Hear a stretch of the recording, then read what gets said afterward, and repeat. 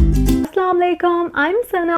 आज मैं आप लोगों के साथ शेयर करने जा रही हूँ अपना secret winter special face pack. इसको अप्लाई करने से आपकी स्किन ब्राइट हो जाएगी, लाइट हो जाएगी, आपको एक्स्ट्रा ग्लो मिलेगा इंस्टेंटली। इस फेस पैक को मैं बनाऊंगी कॉफ़ी से। As you know guys, coffee बहुत ही पॉपुलर ब्यूटी इंग्रेडिएंट है। And my second powerful ingredient is rice. आपने कोई से भी चावल ले लेने हैं, उसको ग्राइंडर में ग्राइंड करके ब्लेंड करके इस तरह का आपने पाउडर बना लेना है। 3 टीस्पून मैंने ऐड कर दिया है राइस पाउडर। उन्हें ले लेना है गर्म पानी, हॉट वाटर। इसमें पानी मैं ऐड कर दूंगी 2 टेबलस्पून। 1 टेबलस्पून आपने भर के ऐड करनी है कॉफ़ी इस क्वांटिटी में।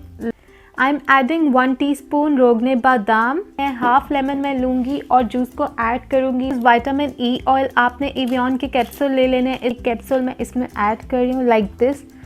योगर्ट मैं इसमें ऐड कर दूंगी 2 टेबलस्पून। आपने इसको 30 to 40 मिनट्स लगाना है।